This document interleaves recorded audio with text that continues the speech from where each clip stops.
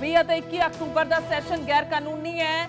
ਇਹ ਗਵਰਨਰ ਨੇ ਕਿਹਾ ਹੈ। ਗਵਰਨਰ ਨੇ ਪੰਜਾਬ ਵਿਧਾਨ ਸਭਾ ਦੇ ਸਕੱਤਰ ਨੂੰ ਚਿੱਠੀ ਲਿਖੀ ਹੈ। ਸੋ ਦੱਸ ਦਈਏ ਕਿ 20 ਤੇ 21 ਅਕਤੂਬਰ ਨੂੰ ਸੈਸ਼ਨ ਸੱਦਿਆ ਗਿਆ ਹੈ ਸਰਕਾਰ ਦੇ ਵੱਲੋਂ। ਉਹਨਾਂ ਨੇ ਕਿਹਾ ਸੀ ਕਿ ਜਦੋਂ ਸਾਡੇ ਸਹਿਯੋਗੀ ਪੰਕਜ ਖਪਾਈ ਨੇ ਗੱਲਬਾਤ ਕੀਤੀ ਸੀ ਕੁਲਤਾਰ ਸੰਧਵਾ ਸਪੀਕਰ ਦੇ ਨਾਲ, ਇਹੀ ਸਵਾਲ ਕੀਤਾ ਗਿਆ ਸੀ ਕਿ ਆਖਰਕਾਰ ਇਸ ਸੈਸ਼ਨ ਦੇ ਲਈ ਗਵਰਨਰ ਤੋਂ ਮਨਜ਼ੂਰੀ ਦੀ ਲੋੜ ਹੋਏਗੀ ਕਿ ਨਹੀਂ। ਤਾਂ ਉਹਨਾਂ ਨੇ ਕਿਹਾ ਸੀ ਕਿ ਨਹੀਂ, ਕਿਉਂਕਿ ਪਿਛਲਾ ਜੋ ਬਜਟ ਸੈਸ਼ਨ ਸੀ ਉਸੇ ਨੂੰ ਹੀ ਕੰਟੀਨਿਊ ਕੀਤਾ ਜਾ ਰਿਹਾ ਹੈ। ਕੋਈ ਨਵਾਂ ਸੈਸ਼ਨ ਜਾਂ ਕੋਈ ਸਪੈਸ਼ਲ ਇਜਲਾਸ ਨਹੀਂ ਸੱਦਿਆ ਜਾ ਰਿਹਾ, ਤਾਂ ਇਸ ਕਰਕੇ ਗਵਰਨਰ ਦੀ ਮਨਜ਼ੂਰੀ ਦੀ ਲੋੜ ਨਹੀਂ ਹੈ। ਪਰ ਵੱਡੀ ਖਬਰ ਹੈ, ਵਿਧਾਨ ਸਭਾ ਸੈਸ਼ਨ ਨੂੰ ਲੈ ਕੇ ਗਵਰਨਰ ਨੇ ਸਵਾਲ ਚੁੱਕੇ ਨੇ। ਅਮਨ ਭਾਰਦਵਾਜ ਨੇ ਮੇਰੇ ਸਹਿਯੋਗੀ ਫੋਨ ਲਾਈਨ ਤੇ। ਅਮਨ, ਕੀ ਕੁਝ ਜਾਣਕਾਰੀ ਹੈ ਕਿ ਕੁਝ ਸਵਾਲ ਕੀਤੇ ਜਾ ਰਹੇ ਨੇ ਗਵਰਨਰ ਦੇ ਵੱਲੋਂ? बिल्कुल गुरजोत, क्योंकि पंजाब के जिहड़े गवर्नर ने बनवारी लाल पुरोहित उन्होंने वालों ऑब्जेक्शन जिहड़ी है वो की गई है 20 और 21 अक्तूबर का जो सैशन कॉल किया गया है। और ये सैशन क्योंकि एक्सटेंडेड सैशन है जिहड़ा जून के अंदर 19-20 नूं सैशन होया और 19-20 का सैशन भी स्पैशल सैशन सीगा। ਤਾਂ ਇਸ ਕਰਕੇ ਗਵਰਨਰ ਨੇ ਆਬਜੈਕਸ਼ਨ ਇਹ ਰੇਜ਼ ਕੀਤੀ ਹੈ ਕਿ 24 ਜੁਲਾਈ ਨੂੰ ਮੈਂ ਸਰਕਾਰ ਨੂੰ ਚਿੱਠੀ ਲਿਖੀ ਹੈ ਔਰ 24 ਜੁਲਾਈ ਦੀ ਚਿੱਠੀ ਦੇ ਅੰਦਰ 19 ਅਤੇ 20 ਜੂਨ ਦਾ ਜਿਹੜਾ ਸੈਸ਼ਨ ਸੀ ਸਪੈਸ਼ਲ ਸੈਸ਼ਨ ਉਸ ਨੂੰ ਉਹਨਾਂ ਨੇ ਗੈਰ ਕਾਨੂੰਨੀ ਕਰਾਰ ਦਿੱਤਾ ਸੀ।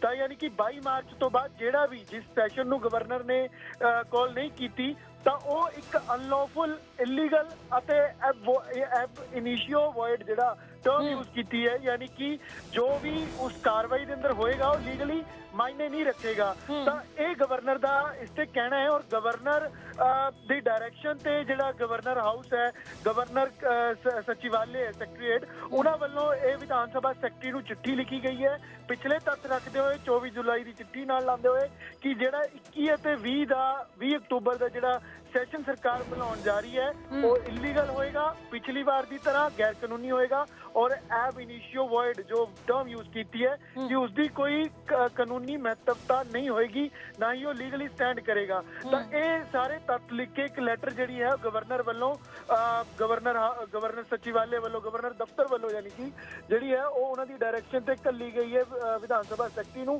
और सब तो अहम इस गुरजोत है कि SYL ते सैशन सरकार डिस्कशन का सद्दा सरकार ने दिता है कि 2 दिन के सैशन के अंदर SYL ਅਤੇ ਹੋਰ ਅਹਿਮ ਮਸਲਿਆਂ ਤੇ ਚਰਚਾ ਕਰਨੀ ਹੈ ਔਰ ਉਸ ਦੇ ਅੰਦਰ ਕੁਝ ਚੀਜ਼ਾਂ ਟੇਬਲ ਕਰਨੀ ਹੈ। ਪਰ ਜੇ ਗਵਰਨਰ ਹੀ ਇਸ ਨੂੰ ਆਪਣੀ ਇਜਾਜ਼ਤ ਤੋਂ ਬਿਨਾ ਇਸ ਅਤੇ ਪਿਛਲੇ ਦਾ ਹਵਾਲਾ ਦੇ ਕੇ ਅਨਲੌਫੁਲ ਅਤੇ ਇਲੀਗਲ ਕਹਿ ਰਹੇ ਨੇ ਤਾਂ ਸਰਕਾਰ ਕੋਲ ਹੁਣ ਵਿਕਲਪ ਕੀ ਹੈ ਉਹ ਜ਼ਰੂਰ ਵੇਖਣ ਵਾਲੀ ਗੱਲ ਰਹੇਗੀ। ਔਰ ਕਿਆ ਇਸ ਤੇ ਕੋਈ ਰਿਟੈਲੀਏਸ਼ਨ ਦੇਖਣ ਨੂੰ ਮਿਲਦੀ ਹੈ, ਕਿਆ ਮੁੱਖ ਮੰਤਰੀ ਜਾਂ ਪੰਜਾਬ ਵਿਧਾਨ ਸਭਾ ਦੇ स्पीकर जिहड़े ने इस ते रिटैलीएट करते हैं वो जरूर वेखण वाली गल रहेगी। लेकिन यह है कि गवर्नर की ऑब्जेक्शन जिहड़ी है वो इस आने वाले दे क्योंकि कल कैबिनेट 14 तरीक की सद्दी गई है उस चीज़ नूं प्रवानगी जिहड़ी है वो भी अगे दित्ती जानी सी और ये भी डिस्कस होना सी कि विधान सभा भी की दे सैशन के अंदर की किया जाना है। बिजनेस डिस्कस जिहड़ा है वो एजेंडा सरकार ने तैयार करना सी। तो सारी सरकार की तैयारी एजेंडा ਦੇ ਉੱਤੇ ਜਿਹੜਾ ਇੱਕ ਆਬਜੈਕਸ਼ਨ ਗਵਰਨਰ ਵੱਲੋਂ ਰੇਜ਼ ਕੀਤੀ ਗਈ ਹੈ। ਅਮਨ, ਤੁਸੀਂ ਜ਼ਿਕਰ ਵੀ ਕਰ ਰਹੇ ਹੋ ਔਰ ਅਸੀਂ ਵੇਖਿਆ ਵੀ ਹੈ ਕਿ ਜਦੋਂ ਪਹਿਲਾ ਸੈਸ਼ਨ ਸੱਦਿਆ ਗਿਆ ਸੀ ਔਰ ਉਸ ਦੀ ਵਿੱਚ ਜਿਹੜੀ ਕਾਰਵਾਈ ਹੋਈ ਸੀ ਉਸ ਤੋਂ ਬਾਅਦ ਵੀ ਗਵਰਨਰ ਦੀ ਸਟੇਟਮੈਂਟ ਆਉਂਦੀ ਹੈ ਕਿ ਸਾਰਾ ਗੈਰ ਕਾਨੂੰਨੀ ਸੀ। ਹਾਲਾਂਕਿ ਹੁਣ ਫਿਰ ਤੋਂ ਇਹ ਸਟੇਟਮੈਂਟ ਪਹਿਲਾਂ ਹੀ ਆਈ ਹੈ ਤਾਂ ਇਸ ਤੇ ਕੀ ਕੁਝ ਦੇਖਣਾ ਹੋਏਗਾ ਕਿ ਆਖਰਕਾਰ ਕਿਉਂਕਿ ਸੈਸ਼ਨ ਦਾ ਸੱਦ ਲਿਆ ਗਿਆ ਹੈ, ਕੈਬਨਿਟ ਦੀ ਕੱਲ੍ਹ ਮੀਟਿੰਗ ਹੈ, ਉਸ ਤੋਂ ਬਾਅਦ ਜਿਹੜੀ ਪ੍ਰਵਾਨਗੀ ਹੈ ਉਹ ਵੀ ਦੇ ਦਿੱਤੀ ਜਾਵੇਗੀ ਕਿ ਉਸੇ ਤਰੀਕੇ ਦੇ ਨਾਲ ਸੈਸ਼ਨ ਬੁਲਾਇਆ ਜਾ ਸਕਦਾ ਹੈ ਜਾਂ ਫਿਰ ਕੋਈ ਜ਼ਿਕਰ ਚਰਚਾ ਜਿਹੜੀ ਹੈ ਸਰਕਾਰ ਵੱਲੋਂ ਹੋਏਗੀ। अब देखो तर्क ये है कि प्रोरोग नहीं किया गया जी टर्म विधान सभा और इस गवर्नर या इस परमिशन लेने नूं प्रोरोग टर्म कहते हैं कि यानी कि जदों सेंडाई एक अनमिते समय ਲਈ सैशन ਚੱਕਿਆ ਜਾਂਦਾ है तो सरकार विधान सभा जिहड़ी है वो गवर्नर हाउस सैशन ਨੂੰ प्रोरोग करती है और उस तो बाद परमिशन जिहड़ी है वो गवर्नर वालों ਲਈ ਜਾਂਦੀ है कि सैशन दोबारा कॉल करना है। इस तो पहला अनमिते समय ਲਈ सैशन ਨੂੰ ਜਿਹੜਾ ਠਾ ਦਿੱਤਾ ਗਿਆ ਸੀ ਤਾਂ ਹੁਣ ਦੁਬਾਰਾ ਬਣਾਉਣ ਲਈ ਗਵਰਨਰ ਦੀ ਪਰਮਿਸ਼ਨ ਹੁੰਦੀ ਹੈ। ਲੇਕਿਨ ਇਸ ਨੂੰ ਕਿਤੇ ਨਾ ਕਿਤੇ ਬਾਈਪਾਸ ਗਵਰਨਰ ਹਾਊਸ ਕਰਾਰ ਦੇ ਰਿਹਾ ਹੈ कि सरकार ने जिहड़ा है विधान सभा जरिए इस चीज़ों को बाईपास किया है, गवर्नर हाउस को बाईपास किया है कि सैशन को प्रोरोग ही नहीं किया गया, यानी कि पक्के तौर पर ठाया नहीं गया और खुद ही विधान सभा जरिए सैशन को दोबारा कॉल कर ली पर जो अमन गवर्नर कह रहे हो कि बजट सैशन को एक्सटेंड करना नियमां दे खिलाफ, इस नूं किवें वेख सकते?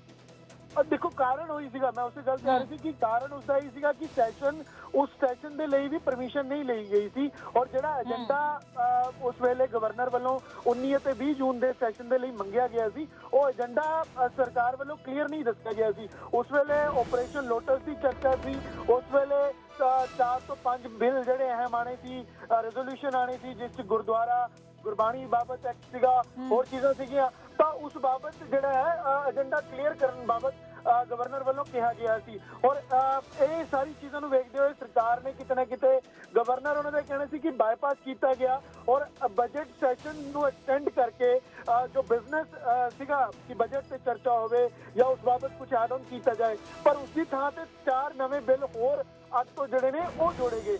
ਇਸ ਕਰਕੇ ਗਵਰਨਰ ਨੇ ਉਸ ਨੂੰ ਗੈਰ ਕਾਨੂੰਨੀ ਕਰਾਰ ਦਿੱਤਾ।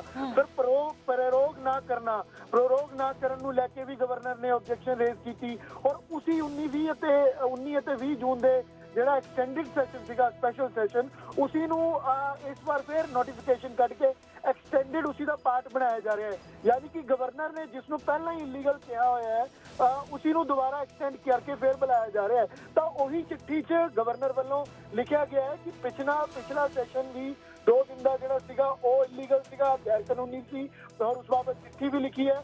ਅੱਜ ਦੀ ਚਿੱਠੀ ਦੇ ਅੰਦਰ ਵੀ ਗਵਰਨਰ ਨੇ ਪਿਛਲੀ ਜਿਹੜੀ ਚਿੱਠੀ ਹੈ ਉਹ ਨਾਲ ਜੋੜੀ ਹੈ ਔਰ ਪ੍ਰੋਰੋਗ ਨਾ ਕਰਨਾ, ਸੈਸ਼ਨ ਨੂੰ ਪੱਕੇ ਤੌਰ ਤੇ ਠਾ ਕੇ ਫਿਰ ਪਰਮਿਸ਼ਨ ਨਾ ਲੈਣਾ, ਉਸ ਤੋਂ ਇਲਾਵਾ ਏਜੰਡਾ ਕਲੀਅਰ ਨਾ ਹੋਣਾ, ਤਾਂ ਇਹ ਸਾਰੀ ਚੀਜ਼ਾਂ ਨੂੰ ਲੈ ਕੇ ਗਵਰਨਰ ਨੇ ਜਿਹੜੀ ਹੈ ਉਹ ਲੈਟਰ ਲਿਖੀ ਹੈ। ਜੀ ਫਿਲਹਾਲ ਧੰਨਵਾਦ ਹੈ तमाम ਜਾਣਕਾਰੀ ਲਈ। ਅਮਨ, ਤਾਂ ਵੱਡੀ ਖਬਰ ਦਾ ਅਸੀਂ ਜ਼ਿਕਰ ਕਰ ਰਹੇ ਹਾਂ। ਗਵਰਨਰ ਦੇ ਵੱਲੋਂ ਸਿੱਧੇ ਤੌਰ ਤੇ ਇਸ ਸੈਸ਼ਨ ਨੂੰ ਜੋ 20 ਤੇ 21 ਅਕਤੂਬਰ ਨੂੰ ਸੱਦਿਆ ਗਿਆ ਹੈ ਉਸ ਨੂੰ ਗੈਰ ਕਾਨੂੰਨੀ ਕਰਾਰ ਦਿੱਤਾ ਗਿਆ ਹੈ। ਵਿਧਾਨ ਸਭਾ ਸੈਸ਼ਨ ਨੂੰ ਲੈ ਕੇ ਮੁੜ ਤੋਂ ਗਵਰਨਰ ਨੇ ਸਵਾਲ ਚੁੱਕੇ ਨੇ। 20 ਤੇ 21 ਅਕਤੂਬਰ ਦਾ ਸੈਸ਼ਨ ਗੈਰ ਕਾਨੂੰਨੀ ਹੈ, ਇਹ ਗਵਰਨਰ ਨੇ ਕਿਹਾ ਹੈ। ਗਵਰਨਰ ਨੇ ਪੰਜਾਬ ਵਿਧਾਨ ਸਭਾ ਦੇ ਸਕੱਤਰ ਨੂੰ ਚਿੱਠੀ ਲਿਖੀ ਹੈ। ਪੰਜਾਬ ਵਿਧਾਨ ਸਭਾ ਦੇ ਸਕੱਤਰ ਨੂੰ ਚਿੱਠੀ ਲਿਖੀ ਗਈ ਹੈ ਔਰ ਬਜਟ ਸੈਸ਼ਨ ਨੂੰ ਐਕਸਟੈਂਡ ਕਰਨਾ ਨਿਯਮਾਂ ਦੇ ਖਿਲਾਫ ਹੈ। 19 ਤੇ 20 ਜੂਨ ਨੂੰ ਬੁਲਾਏ ਸਪੈਸ਼ਲ ਸੈਸ਼ਨ ਦੀ ਤਰ੍ਹਾਂ ਗੈਰ ਕਾਨੂੰਨੀ ਹੈ ਵੀ ਗਵਰਨਰ ਨੇ ਕਿਹਾ। ਤਾਂ ਵਿਧਾਨ ਸਭਾ ਦਾ ਬਜਟ ਸੈਸ਼ਨ 22 ਮਾਰਚ ਨੂੰ ਖਤਮ ਹੋ ਚੁੱਕਿਆ ਹੈ। ਵਿਧਾਨ ਸਭਾ ਦਾ ਬਜਟ ਸੈਸ਼ਨ 3 ਮਾਰਚ ਨੂੰ ਬੁਲਾਇਆ ਗਿਆ ਸੀ। ਤਾਂ ਸਿੱਧੇ ਤੌਰ ਤੇ ਗਵਰਨਰ ਨੇ ਕਿਹਾ ਹੈ ਕਿ ਪਹਿਲਾਂ, ਕਿਉਂਕਿ ਜਿਸ ਤਰੀਕੇ ਨਾਲ ਮੇਰੇ ਸਹਿਯੋਗੀ ਵੀ ਅਮਨ ਜ਼ਿਕਰ ਕਰ ਰਹੇ ਸੀ, ਜੋ 19 ਤੇ 20 ਜੂਨ ਨੂੰ ਸੱਦਿਆ ਗਿਆ ਹੈ ਤਾਂ ਉਸ ਸੈਸ਼ਨ ਨੂੰ ਵੀ ਗੈਰ ਕਾਨੂੰਨੀ ਹੀ ਗਵਰਨਰ ਨੇ ਕਰਾਰ ਦਿੱਤਾ ਸੀ, ਕਿਉਂਕਿ ਉਸ ਦੇ ਵਿੱਚ ਵੀ ਆਪਰੇਸ਼ਨ ਲੋਟਸ ਦਾ ਜ਼ਿਕਰ ਹੋਇਆ, ਗੁਰਦੁਆਰੇ ਦੀ ਬਾਣੀਆਂ ਨੂੰ ਲੈ ਕੇ ਜਿਹੜਾ ਮਤਾ ਪਾਸ ਹੋਇਆ ਉਹ ਵੀ ਜਿਹੜਾ ਹੈ ਉਸ ਦੇ ਵਿੱਚ ਸੀ। ਤਾਂ ਇਹ ਵੱਖੋ-ਵੱਖ ਏਜੰਡੇ ਸਨ। ਹਾਲਾਂਕਿ ਉਸ ਦੇ ਦੌਰਾਨ ਵੀ ਗਵਰਨਰ ਨੇ ਸਪੈਸ਼ਲ ਇੱਕ ਚਿੱਠੀ ਲਿਖ ਕੇ ਪੁੱਛਿਆ ਗਿਆ ਸੀ ਕਿ ਏਜੰਡੇ ਕੀ ਰਹਿਣ ਵਾਲੇ, ਕਿ ਆਖਰਕਾਰ ਉਹ ਏਜੰਡੇ ਜਿਹੜੇ ਨੇ ਉਹ ਕੀ ਕੁਝ ਨੇ ਜੋ ਵਿਧਾਨ ਸਭਾ ਦੇ ਵਿੱਚ ਲਿਆਂਦੇ ਜਾਣਗੇ। ਤਾਂ ਸਿੱਧੇ ਤੌਰ ਤੇ ਇੱਕ ਟੱਸਲ ਜੋ ਸ਼ੁਰੂਆਤ ਤੋਂ ਹੀ ਚੱਲਦੀ ਆ ਰਹੀ ਹੈ, ਲੰਮੇ ਸਮੇਂ ਤੋਂ ਚੱਲਦੀ ਆ ਰਹੀ ਹੈ, ਫਿਰ ਭਾਵੇਂ ਉਹ ਸਰਹੱਦੀ ਦੌਰਿਆਂ ਨੂੰ ਲੈ ਕੇ ਹੋਵੇ, ਗਵਰਨਰ ਦੇ ਔਰ ਇਹ ਬਿਆਨਬਾਜ਼ੀ ਦਾ ਦੌਰ ਹੋਵੇ ਕਿ ਆਖਰਕਾਰ ਕਿਉਂ ਗਵਰਨਰ ਸਰਹੱਦੀ ਦੌਰੇ ਕਰ ਰਹੇ ਨੇ।